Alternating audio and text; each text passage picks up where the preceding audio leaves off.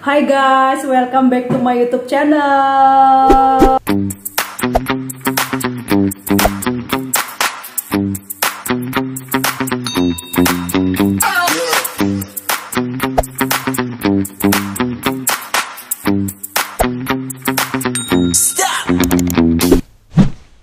Ketemu lagi bersama saya Esther Dianopi Amegance. Oke, terima kasih buat teman-teman yang masih terus mendukung channel ini, dan selamat datang juga buat teman-teman yang baru bergabung di YouTube channel ini. Oke, hari ini aku nggak sendiri, aku ngobrol sama kayak kembali Audrey. Seperti biasa guys, ini teman ngobrol saya. Jadi kalau udah yang biasa nonton YouTube channel aku pasti udah nggak asing ini orang ya. Oke, jadi hari ini tuh kita nggak tahu temanya apa, tapi yang jelas ya pasti ada kisah inspiratif lah ya dari seorang Audrey setelah melewati pandemi ini. Gimana Bu? Sekarang kesibukannya apa aja?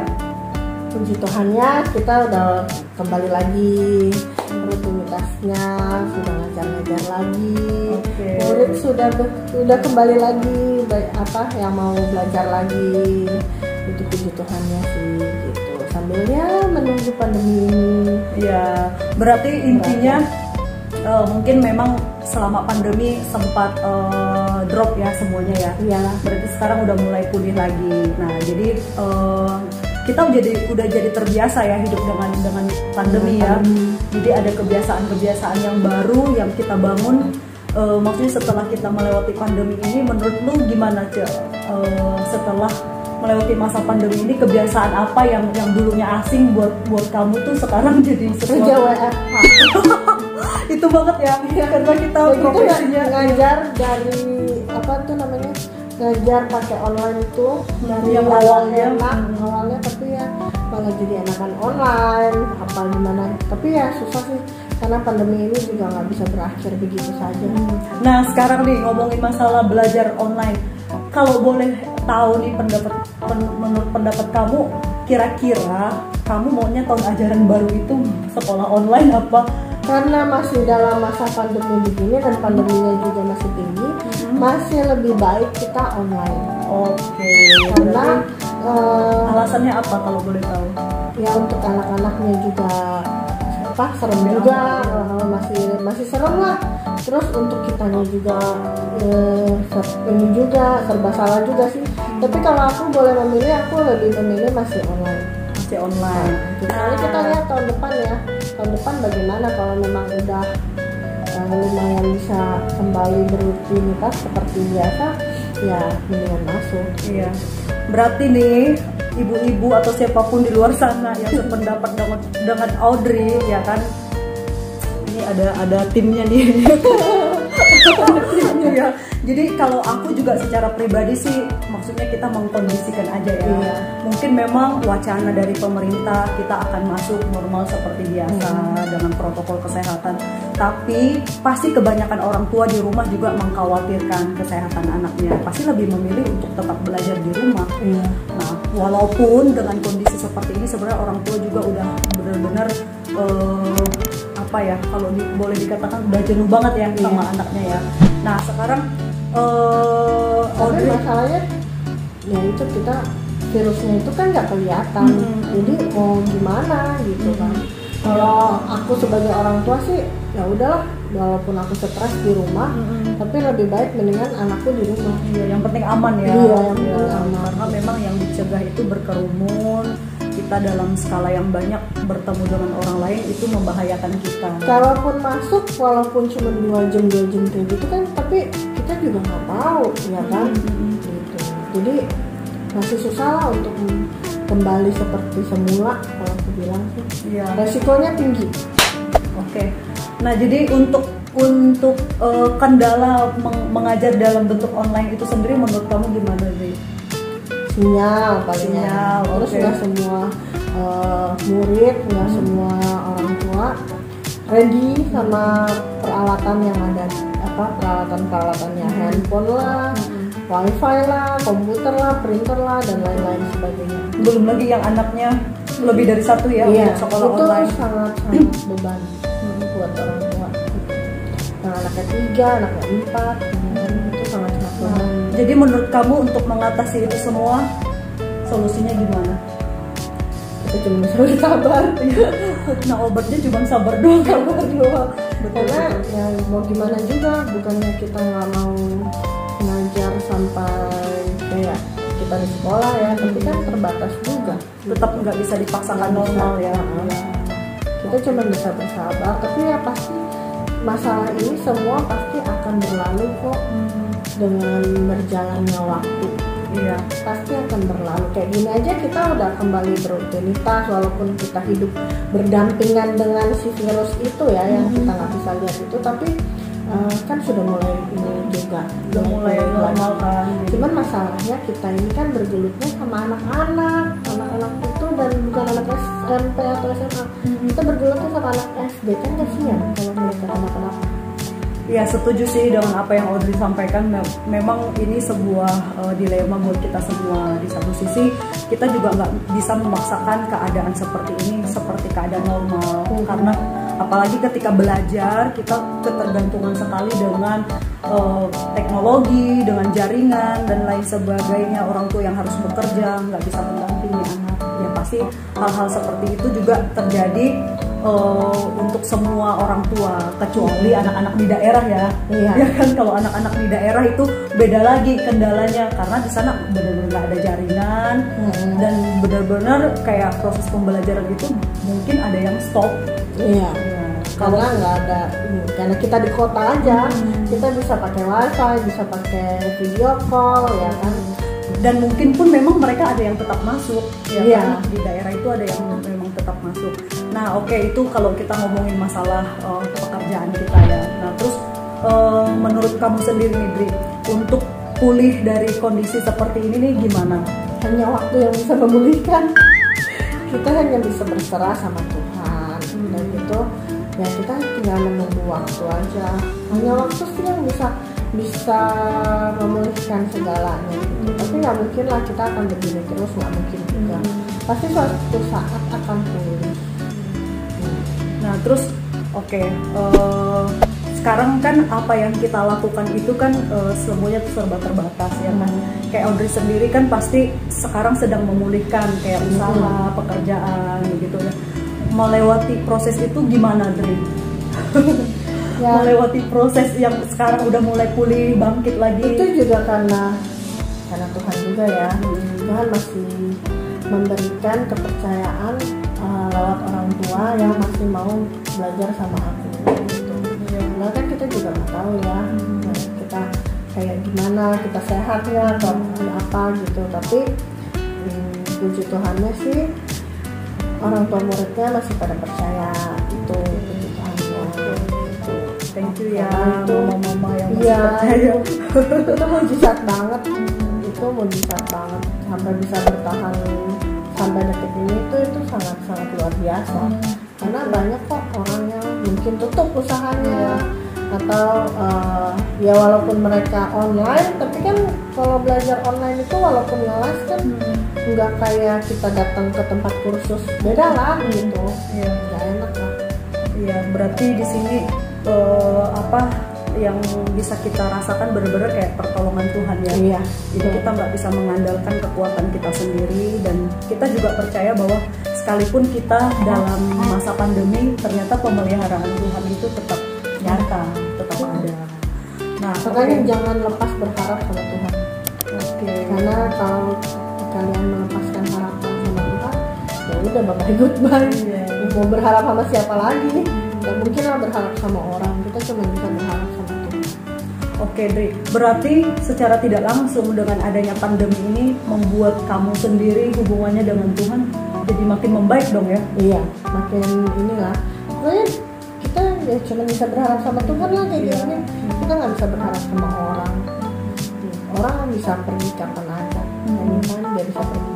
Tapi kalau kamu udah berharap sama Tuhan, kamu udah menaruh masalah kamu sama Tuhan, kamu nggak usah pusing. Ya kamu tinggal jalanin bagian kamu aja. Oke, setuju sekali. Nah, jadi tidak semua pandemi itu berdampak buruk sama kehidupan kita. Ternyata melewati pandemi itu Tuhan juga sedang mendidik dan benar-benar menunjukkan puasanya ya kan. Contohnya sekarang mungkin ada teman-teman di luar sana yang benar-benar udah putus harapan ya kan, benar-benar udah nggak tahu mau ngapain lagi, tapi ternyata dengan adanya pandemi ini ternyata bisa dipulihkan lagi, pelan-pelan bisa dipulihkan lagi. Nah oke, Dri, jadi itu mungkin dari segi religinya ya, dengan pandemi kamu semakin berharap dan semakin tahu bahwa Tuhan itu ada dan bekerja ya kan. Lalu gimana dengan masalah kebiasaan-kebiasaan yang ada kayak gitu ya, kayak gimana ya, kan gimana ribet nggak sih menurut kamu dengan hidup di masa pandemi? Aku bilang enggak ya, karena kenapa itu malah jadinya bagus dan habitnya jadinya bagus gitu, cuci tangan, pakai masker, apa gitu. Sebenarnya dari zaman dulu juga orang kemana-mana juga ada sih yang pakai masker, cuman kita aja yang nggak terlalu ini. Cuman ya ribetnya itu kalau kita pergi-pergi pakai masker terus ngap gitu. Nah, dan memang nggak boleh kan masker itu dalam waktu yang lama dipakai, jadi harus diganti-ganti ya juga. Tapi ya namanya lagi kayak gini kita juga mau bilang apa, tapi untuk cuci tangan, jaga kebersihan apa itu kan memang dari zaman dulu gitu. Sebenarnya itu cuma diterapkan agak sedikit lebih ini lagi aja karena pandemi ya kan. Tapi sebenarnya yang kita lakukan ya memang seperti itu. Dari luar pasti disuruh kumur-kumur, disuruh cuci tangan gitu. Sebenarnya sih itu juga ya, berarti nggak terlalu memberatkan lah ya. Jadi satu kebiasaan yang baik ya harus kita lakukan setiap hari. Oke nih, gimana menurut Audrey apa ya, tanggapan kamu tuh, kan kita sebagai pendidik ya, sebagai pendidik, menurut kamu tuh harapan kamu buat anak-anak, buat orang tua dan buat guru-guru ya kan. Jadi mungkin lu boleh kasih pandangan dulu ke anak-anak kayak gimana nih. Kalau anak-anak sebenarnya nggak ada masalah sih dari mereka itu yang tapi kan ada banyak anak-anak yang jadi kayak lepas kendali, jadi kayak semau-maunya dengan media sosial karena udah dibebasin main handphone ya. Itu kembali lagi ke orang tuanya sih yang mengawasi ya. Kembali lagi ke orang tuanya. Biasanya sih orang tuanya itu mungkin mengeluh soal sekolah ya, sekolah online yang kadang-kadang memberatkan orang tuanya gitu. Jadi misalnya video lah ya kan, tugas-tugasnya gitu. Makanya untungnya sekolah kita nggak terlalu ini ya gitu. Ada yang memang benar-benar bikin orang tuanya itu jadi berat gitu, udah mana harus kerja, harus ini. Sebenarnya saya dikondisikan lagi aja sih sama sekolahnya sih gitu. Berarti harus sama-sama kerjasama yang baik ya antara sekolah dan orang tua dan anak-anak. Nah, kalau dari sudut pandang kamu sebagai guru gimana? Apanya nih? Maksudnya maksudnya kasih nasihat buat orang tua atau buat anak-anak tuh, keluhan kamu tuh sebagai guru kayak gimana? Sebagai guru kita juga nggak enak ngajar online kayak gitu, sebenarnya nggak enak. Karena misalnya gini, ada anak yang tulisannya masih suka salah-salah, gede-gede, berantakan, ya kan? Kalau kita langsung ngajar kan kita bisa pegangin tangannya, kita bisa bantuin cara nulisnya. Cuman karena online kayak gini kan kita nggak bisa, jadi terbatas ya. Jadi terbatas kan. Jadi ya kita cuma bisa sabar sih menurut aku sih. Dan nanti harapannya ya kalau kita udah masuk kembali, kita bisa ngajarin mereka. Ya cuma bisa sabar doang sih. Iya. Kayak gitu. Berarti memang dalam hal ini juga harus guru juga bukan enak, dituntut kerjasama dengan orang tua, harus lebih sabar mendampingi anak-anak, dan orang tua juga bisa merasakan bagaimana beban seorang guru ya di sekolah dengan mendampingi 30 atau 25 anak ya kan dalam satu hari. Nah sekarang orang tua tuh istilahnya guru itu berbagi beban lah dengan orang tua. Setuju nggak? Jadi orang tua juga mungkin tahu apa guru itu bagaimana gitu. Karena ya kalau muridnya langsung ketemu sama kita enak ya. Kalau dia nakal atau apa kita bisa tegur, bisa kasih tahu. Tapi karena kita jauh, kita juga ya bagaimana juga gitu, bukannya dan ini bukannya mau kita gitu, mau kita mah juga ketemu langsung lah. Iya betul. Jadi benar-benar kalau menurut saya secara pribadi dengan adanya proses pembelajaran seperti ini, ya paling tidak orang tua udah sangat-sangat memahami bahwa tugas seorang guru itu nggak mudah. Jadi pelajarannya mungkin kedepannya orang tua nggak dengan gampang untuk menyalahkan atau menyudutkan guru, tapi juga harus lihat pribadi anaknya. Kembali lagi ya, nggak kadang anak itu moodnya kadang berubah-berubah, ya kan, karakternya juga yang tadinya di rumahnya rajin, tapi tiba di sekolah dia bisa berubah, ya kan, jadi anak yang uring-uringan. Jadi kondisi-kondisi yang seperti itulah yang kadang membuat proses pembelajaran itu bervariatif kayak gitu. Jadi kita nggak bisa mengkondisikan mood si anak ini, ya kan. Jadi pesan terakhir buat Audrey, khususnya buat buat guru-guru deh. Ya guru-guru kita harus ekstra sabar, harus kita juga nggak boleh gimana sama orang tua juga, karena di rumah yang membantu kita ngajarin anak juga orang tua juga. Ya harus saling lebih mengerti aja, terus harus saling lebih sabar ekstra sih gitu.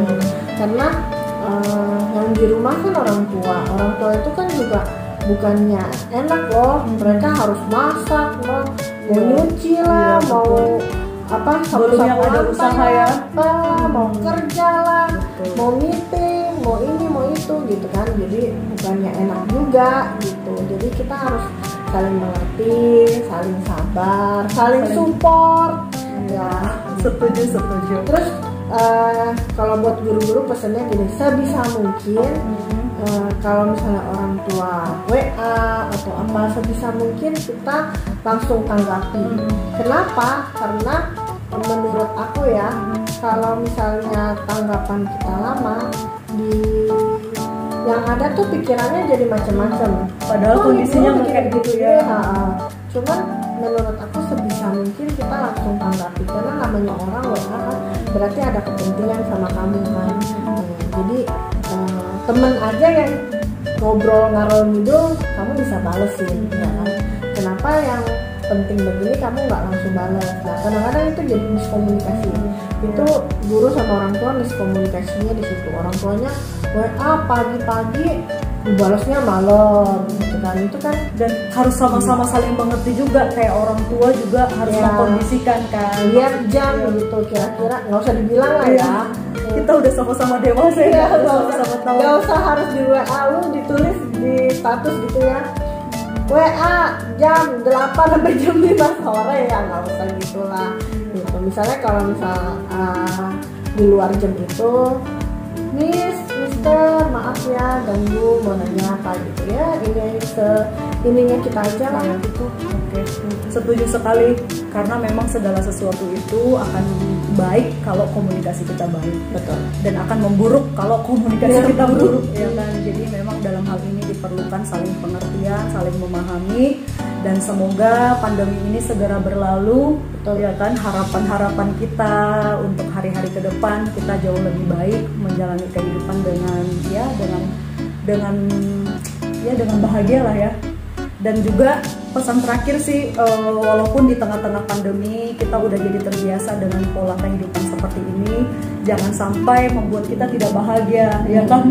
Masih banyak hal-hal yang indah untuk bisa kita lakukan.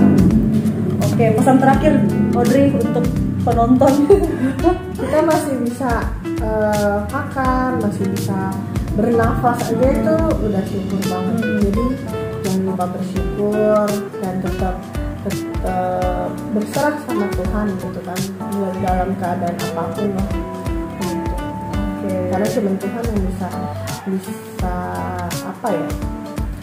kita cuma bisa berharap sama Tuhan dalam masa ini.